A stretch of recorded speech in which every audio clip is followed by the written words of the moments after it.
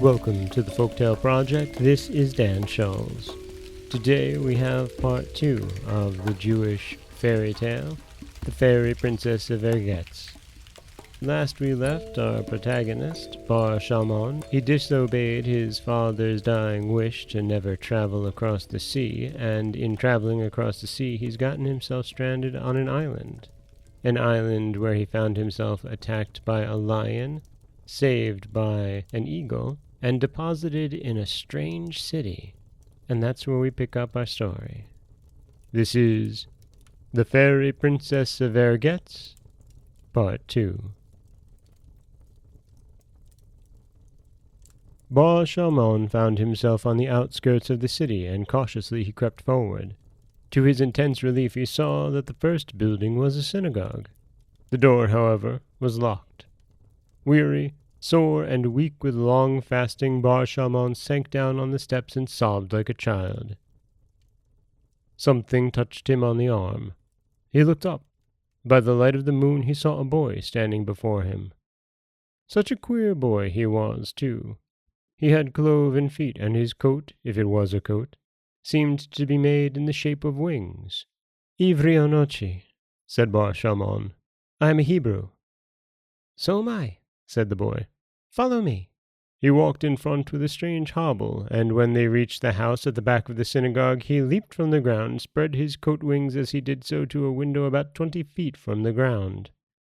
The next moment, a door opened, and Bar Shalmon, to his surprise, saw that the boy had jumped straight through the window down to the door which he had unfastened from the inside.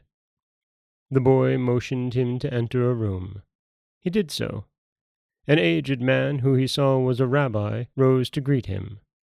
"Peace be with you," said the rabbi, and pointed to a seat. He clapped his hand, and immediately a table with food appeared before Bar Shalmon. The latter was far too hungry to ask any questions just then, and the rabbi was silent too while he ate. When he had finished, the rabbi clapped his hands and the table vanished.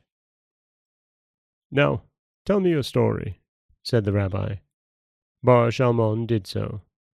"Alas, I am an unhappy man," he concluded. "I have been punished for breaking my vow. Help me return to my home.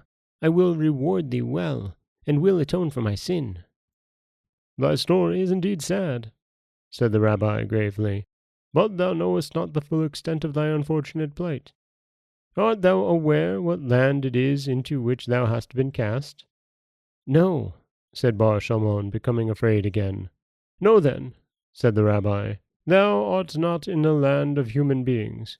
Thou hast fallen into Ergetz, the land of demons, of djinn, and of fairies." "But art thou not a Jew?" asked Bar Shalmon in astonishment. "Truly," replied the rabbi.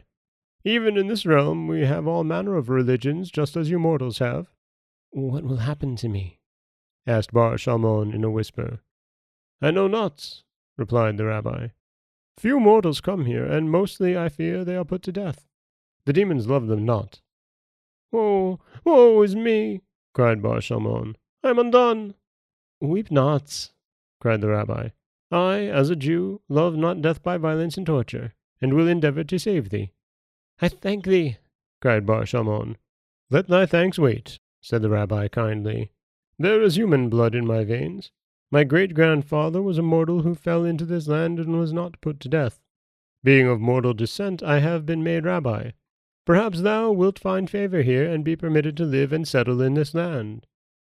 "But I desire to return home," said Bar Shalmon. The rabbi shook his head. "Thou must sleep now," he said. He passed his hands over Bar Shalmon's eyes, and he fell into a profound slumber. When he awoke it was daylight, and the boy stood by his couch. He made a sign for Bar Shalmon to follow, and through an underground passage he conducted him to the synagogue and placed him near the rabbi. "Thy presence has become known," whispered the rabbi, and even as he spoke a great noise was heard. It was like the wild chattering of many high-pitched voices. Through all the windows and the doors a strange crowd poured into the synagogue. There were demons of all shapes and sizes. Some had big bodies with tiny heads, others huge heads and quaint little bodies. Some had great staring eyes, others had long, wide mouths, and many had only one leg each. They surrounded Bar Shalmon with threatening gestures and noises. The rabbi ascended the pulpit. "Silence!" he commanded, and immediately the noise ceased. "Ye who thirst for mortal blood, desecrate not this holy building wherein I am master. What ye have to say must wait until after the morning service."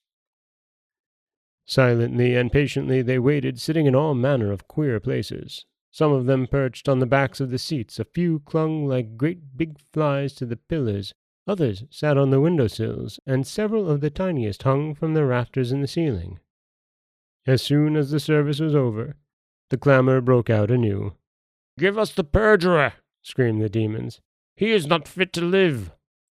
With some difficulty the rabbi stilled the tumult and said, "Listen unto me, ye demons and sprites of the land of Ergetz. This man has fallen into my hands, and I am responsible for him. Our king, Ashmedai, must know of his arrival. We must not condemn a man unheard. Let us petition the king to grant him a fair trial." After some demur, the demons agreed to this proposal, and they trooped out of the synagogue in the same peculiar manner in which they came. Each was compelled to leave by the same door or window at which he entered. Bar Shalmon was carried off to the palace of King Ashmedai, preceded and followed by a noisy crowd of demons and fairies. There seemed to be millions of them, all clattering and pointing at him. They hobbled and hopped over the ground, jumped into the air, sprang from housetop to housetop, made sudden appearances from holes in the ground, and vanished through solid walls. The palace was a vast building of white marble that seemed as delicate as lacework. It stood in a magnificent square where many beautiful fountains spouted jets of crystal water. King Ashmedai came forward on the balcony, and at his appearance all the demons and fairies became silent and went down on their knees. "What will ye with me?" he cried, in a voice of thunder, and the rabbi approached and bowed before his majesty. "A mortal, a Jew, has fallen into my hands," he said, "and thy subjects crave for his blood. He is a perjurer, they say. Gracious majesty, I would petition for a trial." "What manner of mortal is he?" said Ashmedai. Bar Shalmon stepped forward. "Jump up here so I may see thee," commanded the king. "Jump! Jump!" cried the crowd. "I cannot," said Bar Shalmon as he looked up at the balcony 30 feet above the ground. "Try," said the rabbi. Bar Shalmon did try, and found, the moment he lifted his feet from the ground, that he was standing on the balcony. "Neatly done," said the king. "I see thou art quick at learning." "So my teachers have always said," replied Bar Shalmon. "A proper answer," said the king. "Thou art then a scholar?" "In my own land," returned Bar Shalmon, "men said I was great among the learned." "So," said the king. "And canst thou impart the wisdom of man and of the human world to others?" "I can," said Bar Shalmon. "We shall see," said the king. "I have a son with desire for such knowledge. If thou canst make him acquainted with thy store of learning, thy life shall be spared.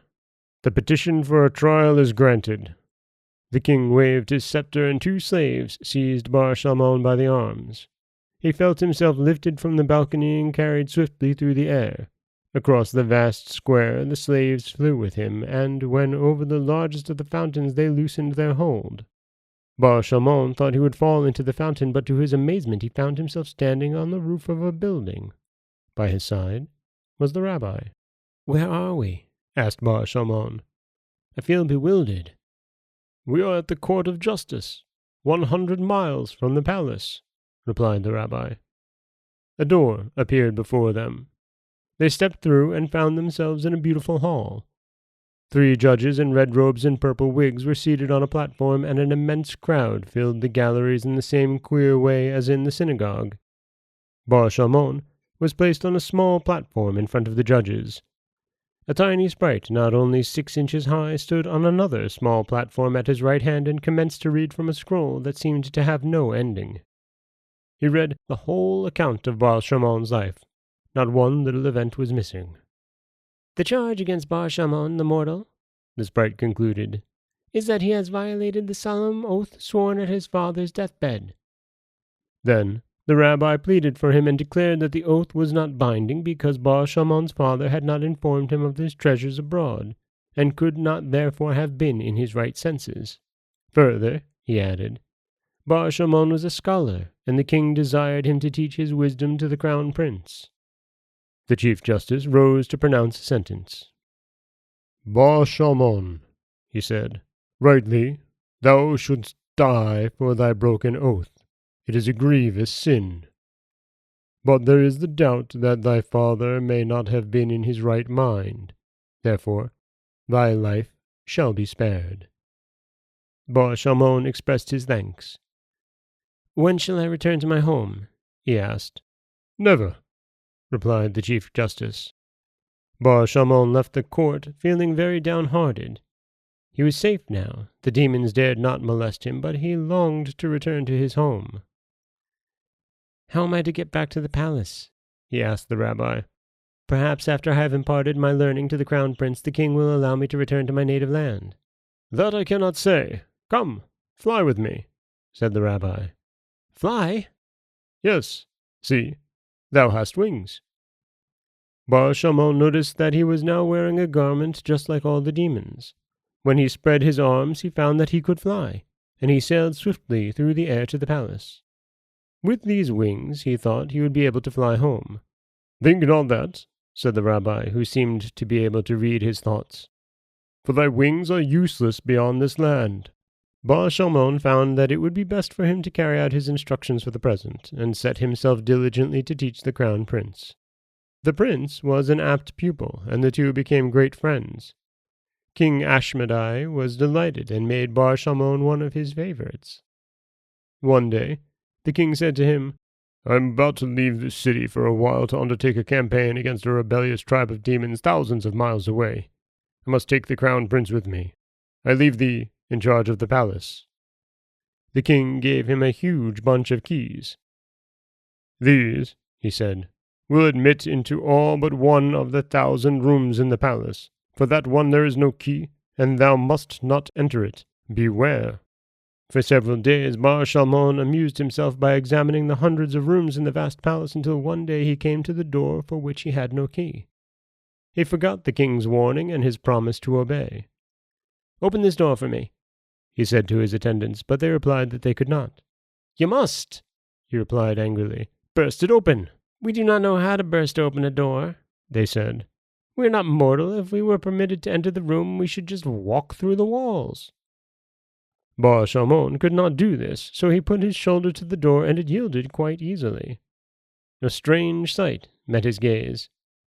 A beautiful woman, the most beautiful he had ever seen, was seated on a throne of gold surrounded by fairy attendants who vanished the moment he entered. Who art thou? Asked Bar Shalmon in great astonishment. The daughter of the king, replied the princess, and thy future wife. Indeed? How do you know that? He asked. Thou hast broken thy promise to my father the king not to enter this room, she replied. Therefore, thou must die unless— Tell me quickly, interrupted Bar Shalmon, turning pale. How can my life be saved? Thou must ask my father for my hand, replied the princess. Only by becoming my husband canst thou be saved. But I have a wife and child in my native land, said Bar Shalmon, sorely troubled. Thou hast now forfeited thy hopes of return, said the princess slowly. Once more hast thou broken a promise. It seems to come easy to thee now. Bar Shalmon had no wish to die, and he waited in fear and trembling for the king's return. Immediately he heard of King Ashmedai's approach. He hastened to meet him and flung himself on the ground at his majesty's feet.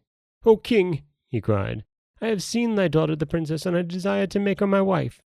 I cannot refuse, returned the king. Such is our law, that he who first sees the princess must become her husband or die. But have a care, Bar Shalmon. Thou must swear to love and be faithful ever. I swear, said Bar Shalmon. The wedding took place with much ceremony. The princess was attended by 1,000 fairy bridesmaids, and the whole city was brilliantly decorated and illuminated until Bar Shalmon was almost blinded by the dazzling spectacle. The rabbi performed the marriage ceremony, and Bar Shalmon had to swear an oath by word of mouth and in writing that he loved the princess and would never desert her. He was given a beautiful palace full of jewels as a dowry, and the wedding festivities lasted 8 months. All the fairies and demons invited them in turn. They had to attend banquets and parties and dances in grottos and caves and in the depths of the fairy fountains in the square. Never before in Ergetz had there been such elaborate rejoicings. And that is the end of part 2 of the Fairy Princess of Ergetz. And for the first time in a fairy tale, we have someone being left with a set of keys to open all the doors except for one, and upon opening it, they don't die. It's not a trap. There's a princess, a beautiful princess, waiting inside. This is Dan Schulz for the Folktale Project. Don't forget that you can subscribe to the podcast on Apple Podcasts, Stitcher, Google Play, Overcast, anywhere you like to get your podcasts. You can follow us on Twitter at Folktale Project. You can find us on Auto Radio, TuneIn Radio, iHeartRadio, Spotify, anywhere you like to listen. You can support the podcast by heading over to patreon.com/folktaleproject.